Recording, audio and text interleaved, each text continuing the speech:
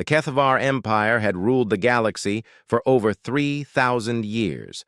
Their massive warships, each the size of small moons, patrolled the star lanes with absolute authority.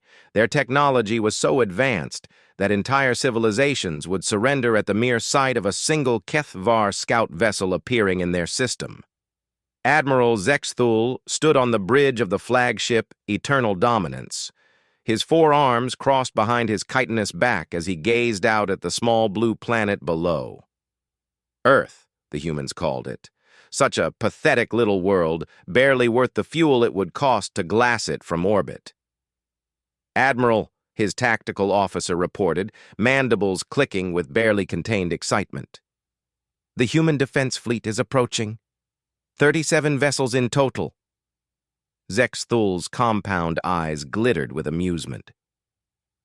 The human ships were tiny compared to his dreadnoughts.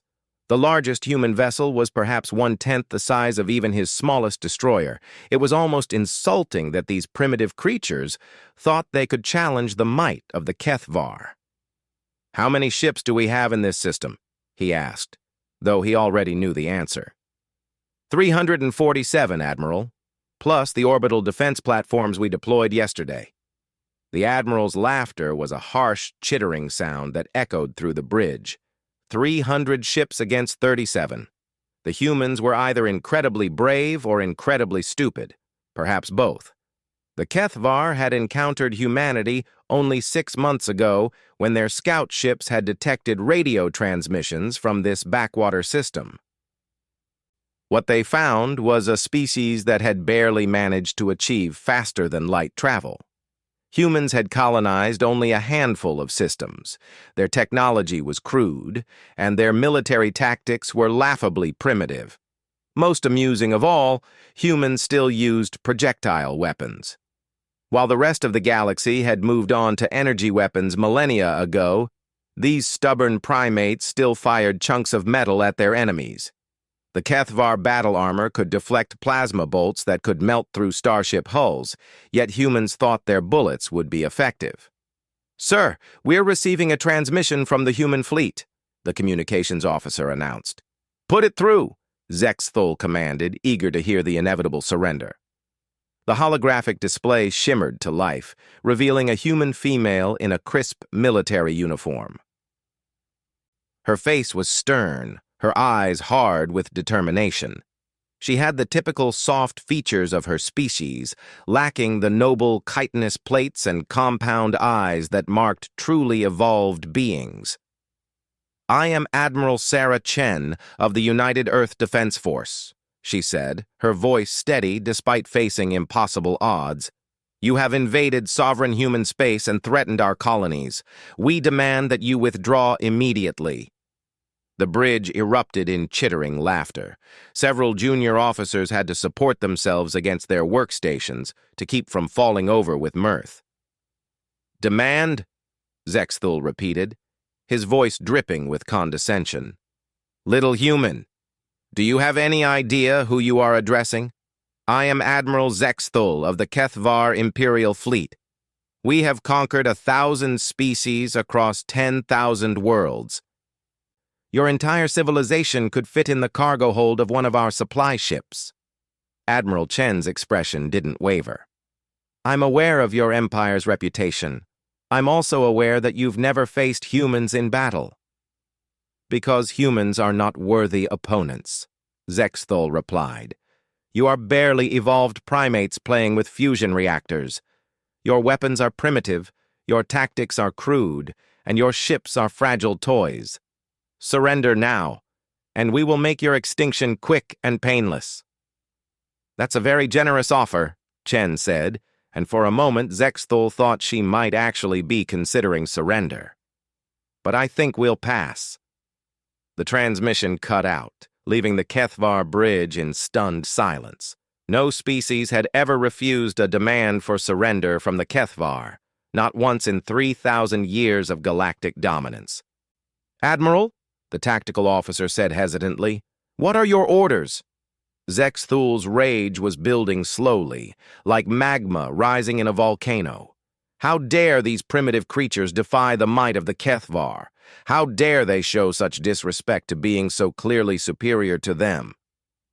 "Destroy them," he commanded. "All ships, open fire. Show these humans what happens when they challenge their betters."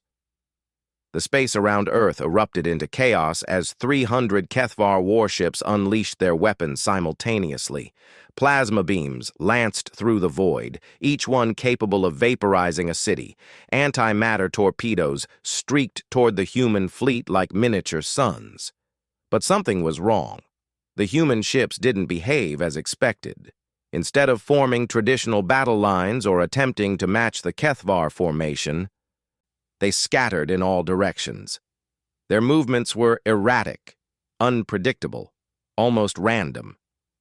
Several human vessels actually flew directly into the path of Kethvar fire, but somehow managed to slip between the energy beams at the last second. "What are they doing?" Zexthul demanded. "This isn't any formation I've ever seen." "I believe they call it guerrilla warfare, sir," the tactical officer replied, checking his database. "Ancient human military doctrine focused on mobility and unpredictability rather than direct confrontation. Guerrilla warfare is for ground combat, you fool. This is space." But the humans seemed to disagree. Their small, nimble ships darted between the massive Kethvar dreadnoughts like insects around giants. They fired their primitive projectile weapons not at the heavy armor of the battleships, but at specific, seemingly random points on the hull. "Sir, they're targeting our sensor arrays," the tactical officer reported. "Also communication relays and point defense systems." Zexthul felt the first stirring of unease. The humans shouldn't know where those systems were located. Kethvar ship designs were closely guarded military secrets. A proximity alarm suddenly blared across the bridge. "Admiral, human fighters inbound on our position." Zexthul spun around to see 3 small human craft approaching the Eternal Dominance at attack speed. They were tiny things, barely large enough to hold a single pilot, but they moved with incredible agility. "Point defense systems, eliminate those gnats immediately." The massive warship's defensive weapons swiveled to track the approaching fighters. Hundreds of plasma bolts filled the space around them, creating a deadly web of energy that should have instantly vaporized anything caught within it. The human pilots flew through it anyway. They moved like no Kethvar pilot ever could, pulling maneuvers that should have liquefied their bodies from the gravitational forces involved. They twisted and spun and rolled through the defensive fire as if they could see the plasma bolts coming before they were fired. One of the fighters broke away from the group and accelerated directly toward the bridge. Zexthul could see the pilot now, a human female with her hair tied back and her face set in grim concentration behind her primitive helmet. "She's going to ram us," someone shouted. But at the last second, the fighter pulled up and over the bridge tower, its hull passing so close to the transparasteel windows that Zexthul could see the scorch marks on its surface. As it passed overhead, something small and metallic separated from the fighter's belly. The explosion wasn't large, but it was precisely placed. The blast took out the main communication array, plunging the flagship into temporary isolation from the rest of the fleet. "How did they know where to hit us?" Zexthul demanded. Before anyone could answer, another alarm began wailing. This time, it was coming from the engine room. "Sir, we're detecting multiple breaches in sections 7 through 12. Human boarding parties have somehow gotten inside the ship." "Impossible!" Zexthul roared. "Our shields are still up. Nothing can penetrate Kethvar defensive screens." "They didn't come through the shields, sir. They came through the ventilation system." The Admiral stared at his subordinate in disbelief. "The ventilation system?"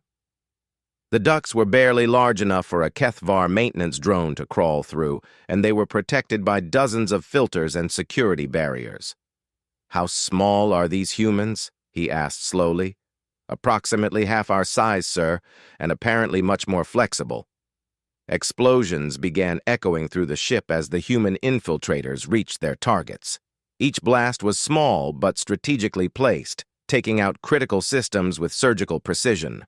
The lights flickered as power fluctuated throughout the massive vessel. "Security teams to all compromised sections!" Zexthul commanded. "Find these intruders and eliminate them." But the security teams were having their own problems. The humans moved through the ship's corridors like shadows, appearing just long enough to plant their explosives before vanishing into the maze of maintenance tunnels and service shafts that riddled every Kethvar vessel. The Kethvar soldiers, massive and heavily armored, couldn't follow them into these narrow spaces. They were forced to lumber through the main corridors while the humans used paths that didn't officially exist.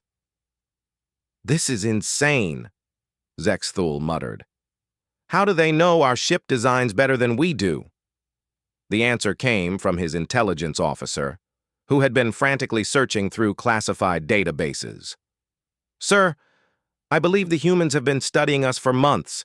We've detected no surveillance, but somehow they've mapped our technology, our tactics, even our ship blueprints."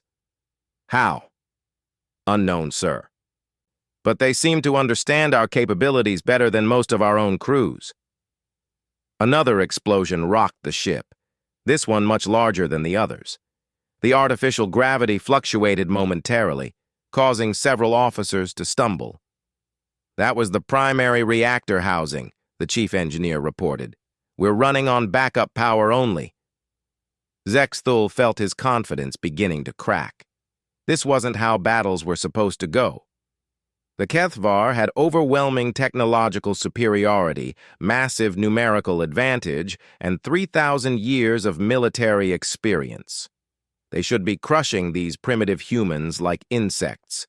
Instead, his flagship was being systematically dismantled by a handful of tiny creatures with projectile weapons and explosives. "Sir," the communications officer called out, "we're receiving another transmission from the human fleet." "Put it through." Admiral Chen appeared on the display again, but this time she was smiling. Behind her, Zexthul could see status boards showing the locations of Kethvar ships throughout the system. Several were already marked as disabled. "Admiral Zexthul," she said pleasantly, "how are you enjoying your first encounter with human military tactics?" "This is impossible," he snarled. "Your weapons cannot penetrate our armor. Your ships are no match for our technology." "You're absolutely right," Chen agreed. "In a direct confrontation, we wouldn't stand a chance.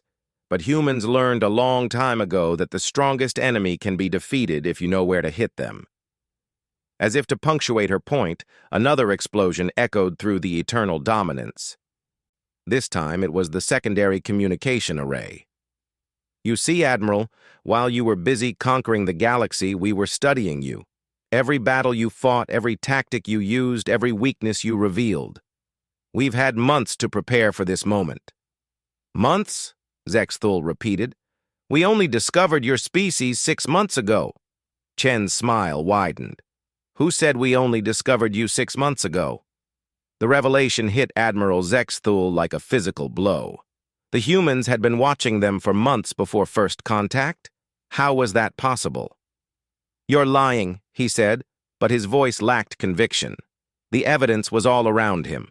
The precise targeting of critical systems, the intimate knowledge of Kethvar ship design, the way the humans anticipated every tactical move his fleet made. "I'm afraid not," Admiral Chen replied. "You see, your empire made one critical error. You assumed that because we hadn't developed faster-than-light travel until recently, we couldn't observe you from a distance." The communications display shifted to show a star map of the local galactic arm. Hundreds of red dots marked Kethvar fleet positions, while blue dots showed human observation posts. "Radio telescopes, Admiral. We've been watching your ships for decades. Every transmission you sent, every fleet movement, every battle formation, we cataloged it all." Zexthul's compound eyes widened in horror. The Kethvar had always communicated freely throughout their territory, never imagining that primitive species might be listening in. Their arrogance had been their downfall. "But that's not all," Chen continued. "When your scout ships arrived in our system 6 months ago, we were ready for them.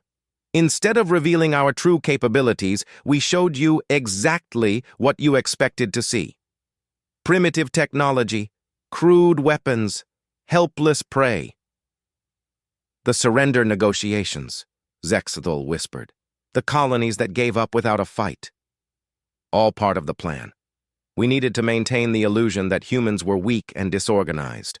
While your fleets were busy accepting surrenders from empty colony worlds, our real military forces were preparing for this moment. Another massive explosion shook the eternal dominance. Through the viewport, Zexthul could see that several other Kethvar dreadnoughts were dead in space, their engines dark and their weapons silent. "Impossible," he muttered. "Our ships are the most advanced in the galaxy. Our armor can withstand direct hits from antimatter weapons." "Your armor is indeed impressive," Chen acknowledged. "But every suit of armor has joints, every shield has gaps, every system has weak points, and humans have become very good at finding weak points." As if summoned by her words, a human voice crackled over the ship's internal communication system. The voice was calm, almost conversational, speaking in accented English that the ship's translation systems rendered into Kethvar. "Echo Team to Admiral Chen. We've reached the main computer core, beginning data extraction now." "Copy that, Echo Team. How much longer do you need?" "Give us 5 more minutes, Admiral.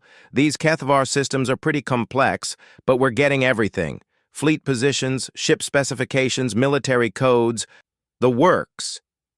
Zexthul realized with dawning horror that the humans weren't just disabling his ships.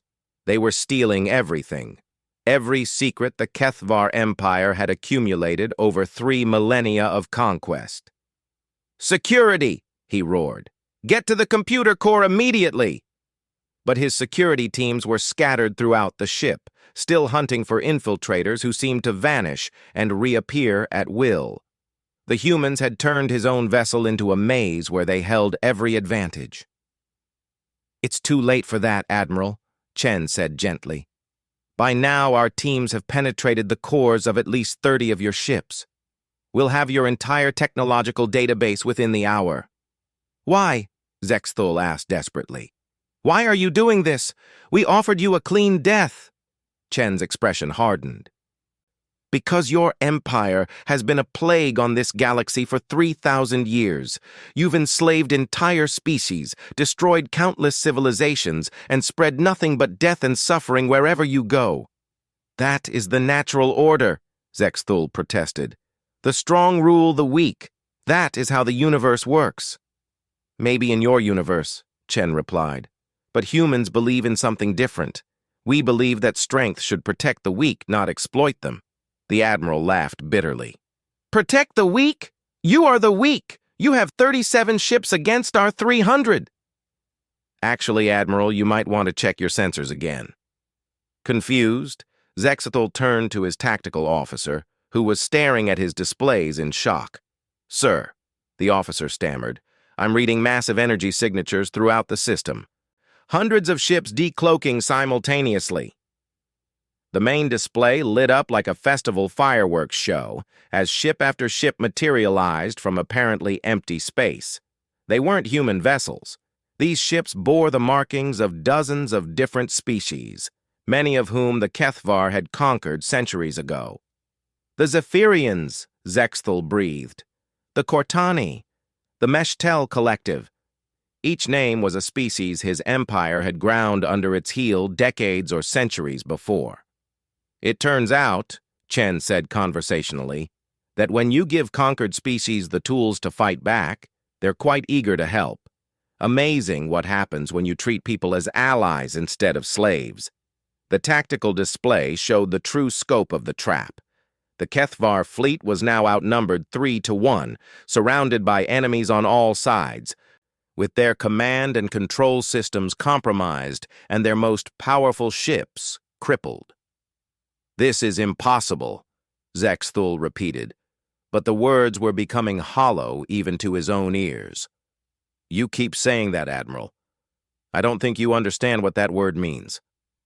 A new voice joined the conversation, speaking in heavily accented galactic standard. It belonged to Captain Vextar of the Zephyrian Resistance, a species the Kethvar had enslaved 200 years ago. "Admiral Zexthul," the reptilian captain said, his voice dripping with long suppressed hatred. "You may not remember me, but I was on the bridge of the ZRS Liberty when your ships glassed our homeworld. I've been waiting 2 centuries for this moment." "And I," added another voice, "am Commander Kriya of the Cortani Liberation Front. Your forces wiped out my entire family during the pacification of Corta Prime. Today, we settle that debt." More voices joined in, each representing a species that had suffered under Kethvar rule. The communication channels filled with decades or centuries of accumulated rage and hatred, all focused on the fleet that had seemed invincible just hours before. "How?" Zexthul asked weakly. "How did you coordinate all of this?" "Humans have a saying, Admiral," Chen replied. "The enemy of my enemy is my friend." It turns out that when you spend 3,000 years making enemies, they're quite willing to work together against you. "But your technology, your primitives, you use projectile weapons." Chen's laugh was genuinely amused. "Admiral, I think you've misunderstood something fundamental about humans. We don't use projectile weapons because we can't make energy weapons. We use projectile weapons because they work." "That's impossible. Energy weapons are clearly superior." "Are they? Your plasma bolts are certainly more destructive than our bullets, but they're also much easier to detect and deflect. They require massive power sources and complex targeting systems. They're vulnerable to electromagnetic interference and shield frequencies." Another explosion rocked the Eternal Dominance, and this time the artificial gravity failed completely. Zexthul found himself floating helplessly in the zero-G environment of his own bridge. "A bullet, on the other hand," Chen continued as if nothing had happened, "is simple, reliable. It doesn't show up on energy sensors. It can't be deflected by electromagnetic shields. And when fired by someone who knows what they're doing, it's absolutely devastating." "Impossible," Zexthul said again, but his voice was barely a whisper now. "You know what, Admiral? I think it's time you learned exactly how devastating a single bullet can be." The transmission shifted to show a different scene. A human soldier was lying prone on what appeared to be an asteroid, nearly invisible in specialized camouflage that made him blend perfectly with the rocky surface. In his hands was a rifle unlike anything in the Kethvar arsenal.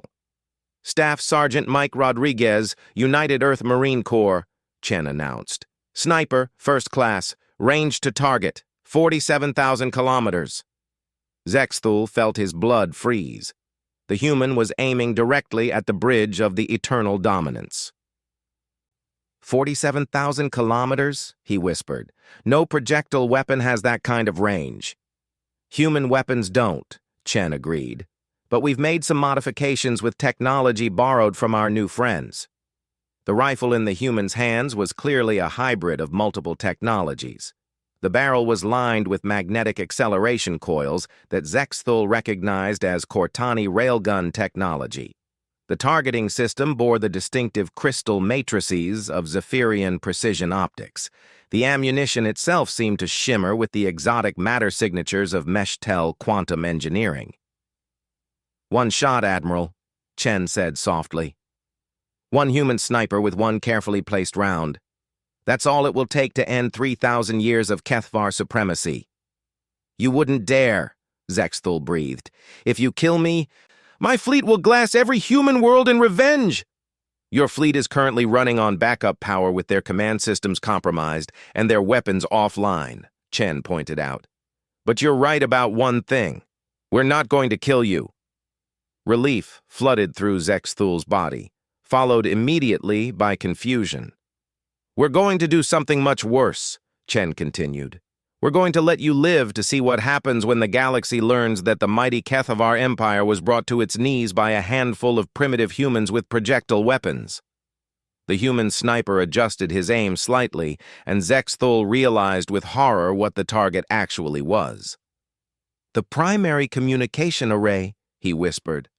"Every ship in your fleet will see it happen," Chen confirmed. "One shot. One impossible shot from an impossible range with an impossible weapon. And every Kethvar warrior will know that their supposedly invincible empire was defeated by the species they thought was too primitive to matter." The rifle fired. The projectile crossed 47,000 kilometers of space in less than 3 seconds.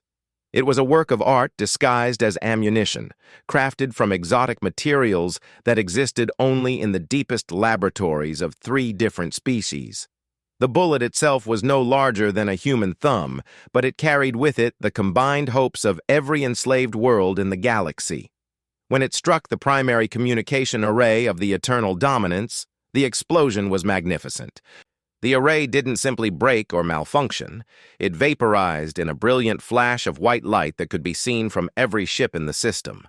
The blast was so precisely calculated that it took out every backup communication relay while leaving the bridge itself untouched. In that instant, the most powerful warship in the Kethvar fleet became a silent monument to its empire's failure. Admiral Zexthol floated helplessly in the zero gravity of his bridge, watching in numb shock as his officers stared at their displays in disbelief. The silence was absolute. For the first time in 3,000 years, a Kethvar flagship had been rendered mute by an enemy they had considered beneath notice. "Impossible," he whispered, but the word had lost all meaning. Around the system, the effect was immediate and devastating. Every Kethvar ship had witnessed the shot that defied everything they thought they knew about warfare. The humans had reached out across impossible distances with primitive technology and casually swatted aside the Empire's most advanced defensive systems. The psychological impact was even greater than the tactical one. For 3 millennia, the Kethvar had defined themselves by their technological supremacy. They were the species that had transcended the crude limitations of projectile weapons, the enlightened beings who wielded the pure energy of stars themselves. To be defeated by thrown rocks was unthinkable, yet the evidence floated before them in the form of their silent, crippled flagship. Captain Mortax of the dreadnought Iron Fist was the first to break. His ship had suffered minimal damage from the human infiltrators, and his weapons were still operational. But as he stared at the wreckage of the communication array that had been the pride of the fleet, something inside him snapped. "All ships," he transmitted on an open channel, his voice shaking with barely controlled panic. "All ships, we need to retreat immediately. The humans, they're not what we thought. They're not what anyone thought." Other captains began to respond, their voices carrying the same note of desperate confusion that was spreading through the fleet like a virus. "How did they make that shot? The range was impossible. Our armor means nothing to them. They're targeting systems we didn't even know were vulnerable. They've been watching us for decades. They know everything." The disciplined unity that had made the Kethvar fleet so formidable was dissolving into chaos. Captains who had never questioned an order in their lives were suddenly paralyzed by doubt. Warriors who had conquered 1,000 worlds were retreating from an enemy they didn't understand. Admiral Chen watched the breakdown with satisfaction, but no joy. She had seen what the Kethvar Empire did to conquered species, had studied the records of entire civilizations wiped from existence for the crime of resisting their rule. This wasn't about revenge, though many of her allies might disagree. This was about justice. "All units, this is Admiral Chen," she broadcast on all frequencies. "Kethvar vessels are free to leave this system immediately. Any ship that powers down its weapons and submits to inspection will be allowed to depart unharmed." The response was immediate. Throughout the system, the massive Kethvar warships began shutting down their weapon systems and lowering their shields in surrender. These were the same ships that had never retreated from any battle in 3,000 years of conquest. Captain Zixara of the heavy cruiser, Void Render, was among the first to comply. Her ship had been boarded by human infiltrators who seemed to appear and disappear at will, and her engine room was already in human hands. But even if her ship had been fully operational, she would have surrendered anyway. The humans had destroyed everything the Kethvar believed about themselves with a single impossible shot. "Captain," her tactical officer reported, "the humans are requesting permission to come aboard." "Granted," she said wearily. "All security teams stand down. Do not resist." The boarding party that entered her ship consisted of 3 humans and a mixed team of Zephyrian, Cortani, and Meshitel soldiers. The humans were smaller than she had expected, their equipment looking crude and improvised compared to Kethvar technology. But they moved with a confidence that was deeply unsettling. "Captain Zixara," the lead human said politely, consulting a tablet that somehow contained detailed information about her ship and crew. "I'm Lieutenant Commander Sarah Martinez, United Earth Navy. We're here to conduct a standard inspection and escort your vessel out of the system." "How do you know my name?" Zixara asked. "How do you know anything about us?" Martinez smiled. "Radio telescopes, Captain. We've been listening to your internal communications for months. We know more about your fleet than most of your own officers do." It was true. The humans had cataloged every transmission, every casual conversation, every routine status report. They had built detailed profiles of individual Kethvar officers, mapped their psychological weaknesses, and identified the exact pressure points that would cause their rigid military structure to collapse. "But why?" Zixara asked desperately. "Why go to all this trouble? You could have simply hidden from us until we left." Martinez's expression hardened. "Because hiding wouldn't have helped the Zephyrians, or the Cortani, or the dozens of other species still under Kethvar rule." She gestured to the mixed boarding party behind her. "These people came to us asking for help. They'd been fighting your empire for decades or centuries. But they could never coordinate their efforts effectively. They needed someone to unite them, to give them the tools and knowledge they needed to fight back." "And you did this out of altruism?" Zixara asked skeptically. "Partially," Martinez admitted. "But mainly because we realized that the Kethvar Empire was a threat that would eventually reach Earth anyway. Better to stop you here and now, when we had allies and the element of surprise." The inspection proceeded quickly and professionally. The humans weren't interested in looting or destruction. They copied computer files, cataloged weapons and technology, and documented everything for future reference.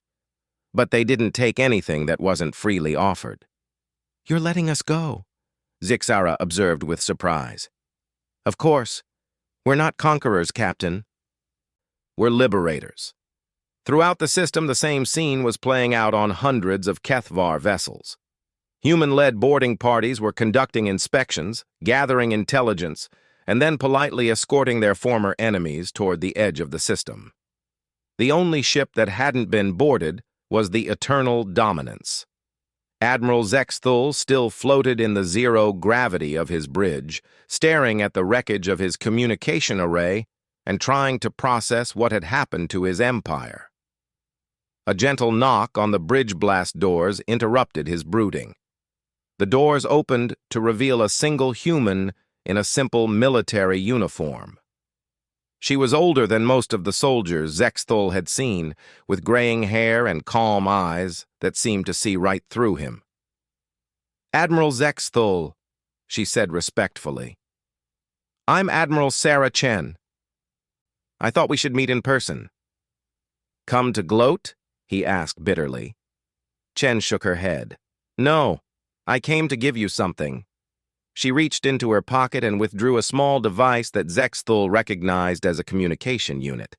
But this one was different, bearing insignia he had never seen before. "What is it?" "A direct line to the Galactic Liberation Council," Chen explained. "Representatives of every species your empire has ever conquered. They're meeting in 3 days to discuss the terms of the Kethvar surrender." "Surrender?" Zexthul laughed harshly. "This is one system, one battle. The Empire has millions of ships across thousands of worlds." Chen nodded patiently. Yes, it does. But those millions of ships are crewed by people who have just received detailed recordings of what happened here today. They've seen the mighty Kethvar fleet defeated by primitive humans with projectile weapons. She paused to let that sink in. How many of those crews do you think are questioning their own invincibility right now? How many are wondering if maybe the empire they've served so faithfully isn't as strong as they believed? The truth of her words hit Zexthul like a physical blow.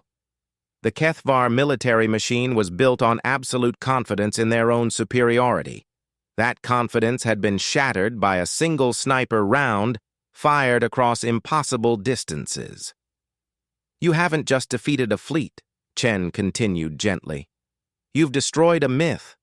The myth that the Kethvar are invincible. The myth that technological superiority guarantees victory.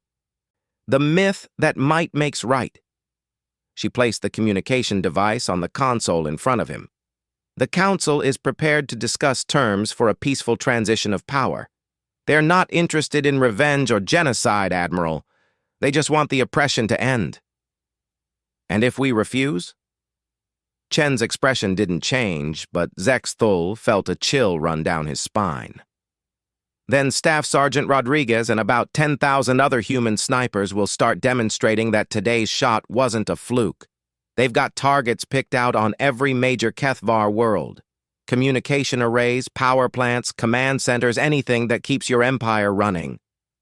You're threatening to assassinate our leadership? I'm offering to avoid it, Chen corrected. The choice is yours, Admiral. Peaceful transition or systematic collapse. But the Kethvar Empire as it exists today ends here. She turned to leave, then paused. Oh, and Admiral, you might want to contact your home fleet soon. I'm told there are some very interesting rebellion movements starting up on the core worlds. After she left, Zexthul floated alone on his bridge, staring at the communication device. Around him, his officers worked to restore minimal power and life support. But the ship felt dead. The Empire felt dead. 3,000 years of Kethvar dominance had ended with a single projectile fired by a primitive human with a hybrid weapon that shouldn't have existed. He picked up the communication device and activated it. If the Empire was going to fall, it would fall with whatever dignity they could salvage from this impossible defeat. The transmission connected immediately, revealing a conference chamber filled with representatives from dozens of species. At the center sat Admiral Chen, flanked by beings that Zexthul recognized as leaders of various resistance movements. Admiral, Chen said formally, thank you for accepting our invitation to negotiate. Shall we begin discussing the terms of peace? Zexthul closed his eyes and felt the weight of 3 millennia pressing down on him. When he opened them again, he was no longer the admiral of an invincible empire. He was just another prisoner of war talking to his captors about surrender. Let's begin, he said quietly. The myth of Kethvar invincibility died that day, killed by a human sniper round that proved even the mightiest empire could fall to those willing to fight for their freedom. The shot heard round the galaxy had ended an age of oppression and begun an era of liberation. And in the end, it had only taken one bullet to change everything.